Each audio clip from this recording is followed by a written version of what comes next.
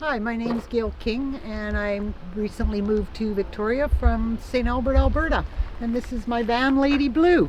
And she is a 1998 Dodge Pleasureway. So as you come in, we have a fridge. It's got a little freezer. It'll run off the battery or on propane. I usually run it on propane.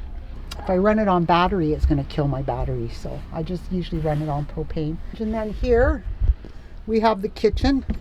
And we have a 2-burner stove. The water system you have here, this is for heating the water. You turn it on. And this is the pump. You can hear it. The water heater runs off the battery. So more storage up here, dishes. And then we have the bathroom. It's a full bath. It's got a shower. It's a wet bath, yeah. I just sit here and shower. I wash my hair first and then I finish showering, and it's a little bit tight, but it works. The beds will pull out to make the whole back a bed, or you can make it into like 2 singles. Lots of storage. There's cupboards, storage cupboards here. There's drawers underneath. Well, when I'm plugged in, my furnace works awesome because I just used it in Vancouver. If I'm not plugged in, I try not to use it because it kills the battery. So yeah, all the lights work. You get a lot of light. If I don't want to use my battery, I just use a good flashlight in here. Can hang a flashlight there and it'll light up the whole back of my van.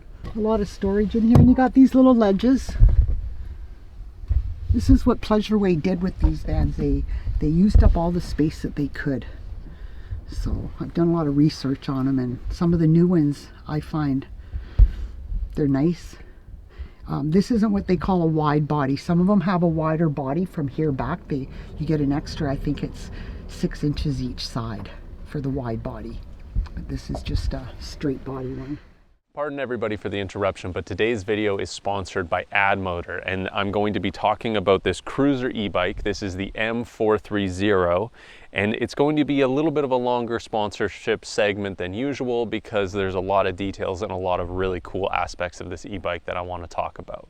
So thanks everyone for staying tuned for that. I think that e-bikes are a really great option for van dwellers so that you can park a little bit further away from your destination where it's easy to park a larger rig and actually be able to take your e-bike in and be much more maneuverable around a city or whatever destination that you're at.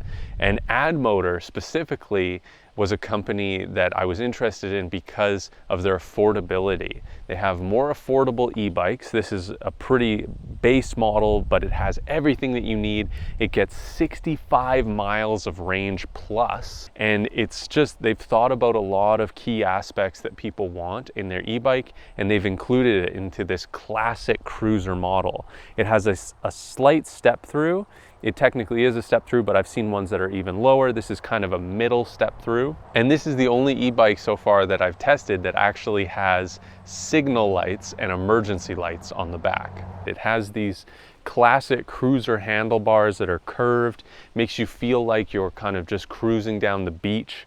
The motor here that's in the back wheel is a 750 watt motor, so it provides quite an assist, and you can have I think there's about 7 different modes in their signature Addmotor monitor here that is actually quite awesome. If you get into some of the details on here, you can go up in your assist and it shows you, you know, you have your odometer, you have your fuel basically, the amount of charge that you have in your battery, and it shows you how much watts the motor is using currently. So if you have it on a lower assist and you're pedaling quite a bit with proper gears, the motor will only kick on every once in a while or just with a lower wattage, and you can actually save some of that power so that you can go longer distance on a single charge. Otherwise, you can up this to, let's see, I believe, so there's all the way from 1 to 7 for the speeds for the motor, and that will just determine how much assist you're getting. If you gear it all the way to 7, you'll actually be using the motor predominantly, and you'll see that in the watt meter here that is part of this screen. It has a bell, but it also has a horn, which is kind of interesting. It's kind of a beeping horn noise. There's a front light here and a rear light, brake light, and the turn signals that I mentioned. It's just a really awesome, simple e-bike that is affordable, nice wide tires that are comfortable. The actual alloy and construction of the frame is just solid. You can tell that this is, you know, thick and solid and just a nice coating on it. It's just a beautiful bike. I highly recommend this. Thank you, Addmotor, for sponsoring this segment. Go out there, support this company, check out the description for a link, and thanks everyone for watching. Now let's get back to today's episode of Alternative Dwellings. Well, I bought it so I could go off camping on my own. And it's just been a joy. I've driven it a lot. I've driven it out here a couple of times. I drove all the way up to the Yukon border and they wouldn't let me in because of COVID. I would have had to quarantine for 2 weeks. So I chose to turn around and go back home. But I haven't really left the province of Alberta or BC with it. I've met a lot of nice people. When they see the van, they want to come and talk to you about it. You know, I've had people actually with Pleasureways next to me, and he'll come over and say, oh, we're Pleasureways, we got to meet.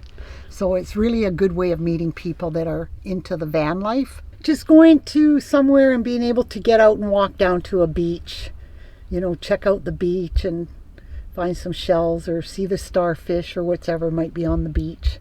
You know, it's with the van, it's very easy to do that, you know, to be able to go in somewhere and park it and get out and go tour. Well, make sure you got lots of money for gas, because that's probably my biggest issue right now is to fuel it. It'll be about $250 to fuel it, but I can go about 600 clicks, so that's really not too bad. I paid just over $20,000 for this, which was a really good deal. I believe they were asking 22 and we got it for 20,005, which is, now I don't know what it would go for. I'm thinking I could probably sell it for more. I was offered 30,000 cash by a fella a couple years ago and I declined. Definitely recommend a van. Lifestyle, as long as you don't mind being by yourself, or if it's a couple, it works just as well for a couple.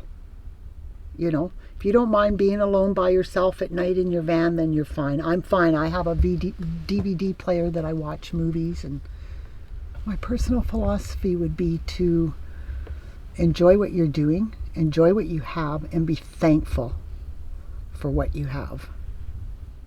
Thanks for watching, and if you enjoyed this video, please share it with a friend. Also, if you want to watch more Alternative Dwellings, we've got a playlist popping up right here, and we release new episodes every single Sunday, so consider subscribing.